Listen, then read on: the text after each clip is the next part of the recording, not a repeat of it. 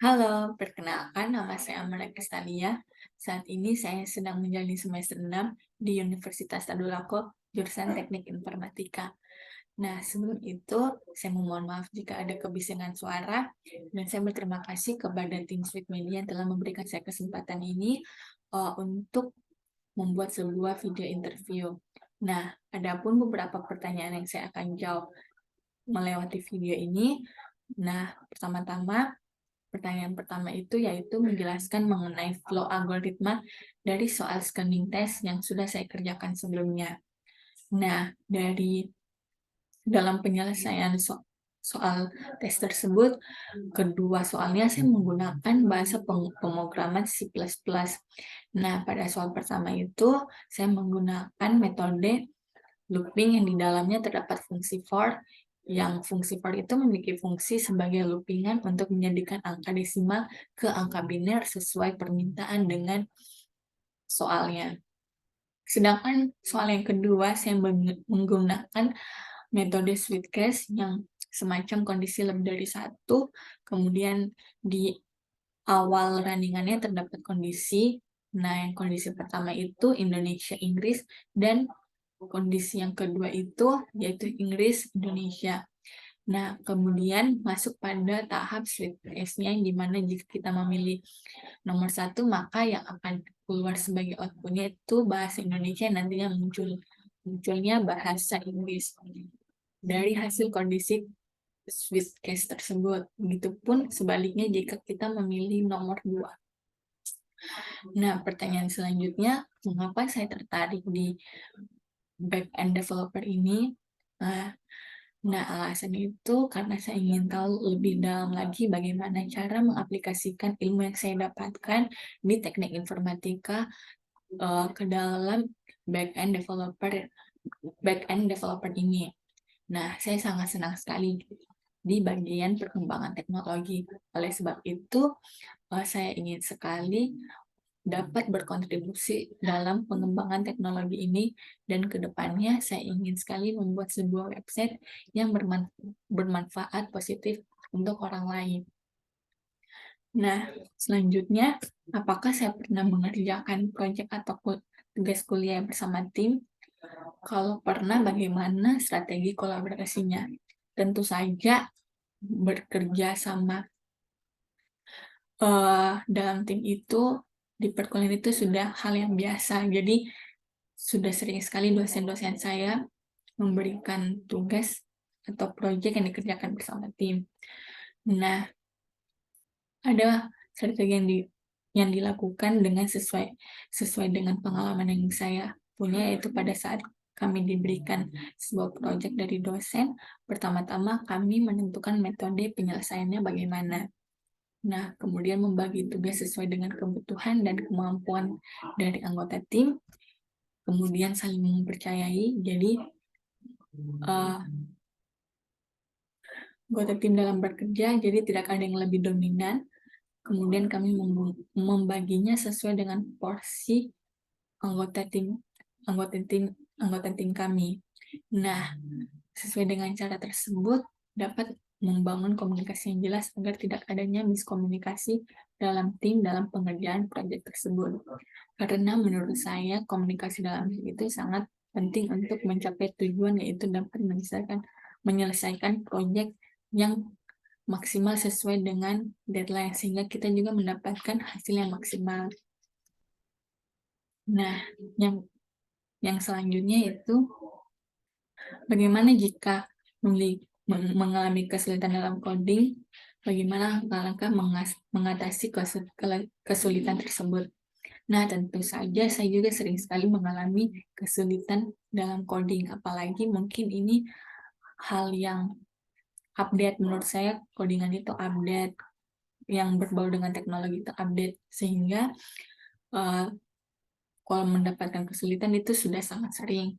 Nah, sesuai dengan pengalaman saya lagi, pertama-tama yang saya lakukan itu mengambil waktu untuk relax, untuk beristirahat sejenak, supaya tidak jenuh juga memikirkan coding-coding terus, apalagi sudah di tahap yang mungkin sedang error atau lain sebagainya, atau lagi di tahap yang sulit kenapa masalah tersebut dalam coding tidak bisa terpecahkan.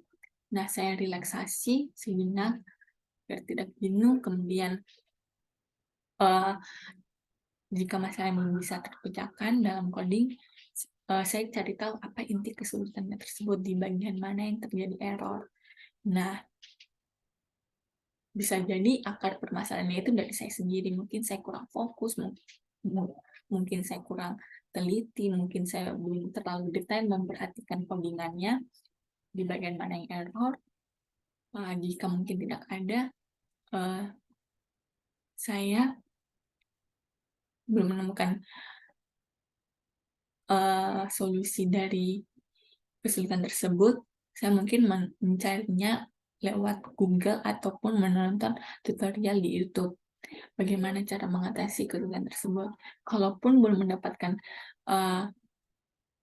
solusi tersebut, mungkin saya akan bertanya kepada orang yang lebih berpengalaman atau profesional dalam mengerjakan coding yang sulit. Mungkin saya akan menanyakan kepada asisten dosen atau teman saya yang lebih berpengalaman, bahkan saya bisa menanyakan kepada senior di kampus saya. Nah, supaya saya tidak stres sendirian memikirkan kesulitan dalam mengatasi coding tersebut. Nah, selanjutnya bagaimana strategi menghadapi tugas menumpuk dengan deadline yang ketat. Sejujurnya, saya itu tipe orang yang kalau diberikan tugas hari itu, saya langsung mengerjakannya hari itu. Tapi kadang juga saya keteteran. Oleh sebab itu, saya menggunakan strategi yaitu memprioritaskan tugas yang deadline-nya lebih awal. Saya mengerjakan tugas, misalkan deadline-nya itu besok, mungkin saya akan mengerjakannya lebih awal sepulang kuliah atau sepulang dari kerja kelompok. Saya akan mengerjakan tugas itu karena tugas itu akan dikumpulkan besok, atau membuat timeline dalam mengerjakan tugas agar lebih terarah dan terstruktur sehingga tugasnya tidak menjadi tertumpuk lagi. Atau yang seperti saya bilang tadi, sesuai dengan pengalaman saya, di mana jika diberikan tugas hari itu, saya langsung mengerjakan hari itu agar besoknya jika diberikan tugas yang lain, saya tidak perlu khawatir lagi tugasnya untuk tertumpuk karena saya sudah menyelesaikan tugas yang sebelumnya. Nah, selanjutnya bagaimana strategi menghadapi kasus rekan satu tim tiba-tiba menghilang atau tidak memenuhi tanggung jawab pekerjaannya, padahal pekerjaan tersebut tetap harus selesai tepat waktu. Nah, sebelumnya saya sudah pernah memiliki pengalaman yang seperti ini. Nah, sesuai dengan pengalaman saya, lagi-lagi saya sudah tahu pasti akan ada konsekuensi di mana rekan bekerja yang tidak memenuhi tanggung jawab pekerjaannya. Mungkin saya akan menerapkan strategi yang sesuai pengalaman saya, di mana saya memprioritaskan tugas saya terlebih dahulu dan menyelesaikannya lebih awal dari deadline-nya. Kemudian saya meminta tolong rekan saya yang lainnya untuk membantu saya backup tugas yang diberikan kepada rekan saya yang tidak bertanggung jawab tadi dalam memenuhi tanggung jawabnya.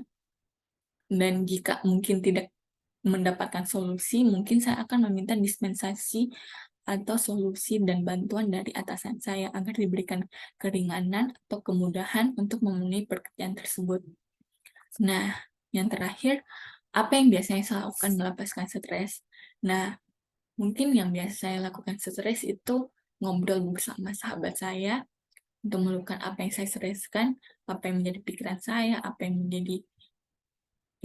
menjadi perasaan atau hati yang tidak enak, perasaan negatif lainnya, sehingga saya jadi stres, mungkin stres dalam mengerjakan tugas, stres di perkuliahan dan organisasi dan lainnya. Mungkin saya akan sharing kepada teman saya, atau hal yang paling biasa saya lakukan yaitu dengan beristirahat atau tidur.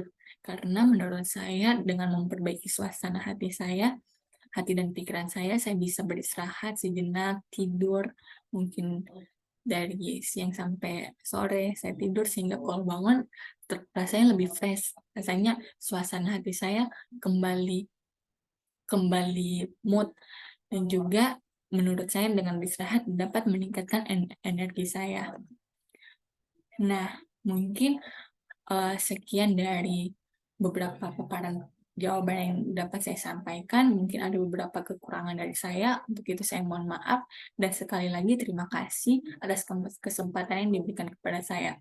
Besar harapan saya untuk bisa bergabung dengan teman-teman Seed Media dalam back-end developer untuk menjadi batu loncatan saya untuk menghadapi masa depan yang jauh lebih baik lagi.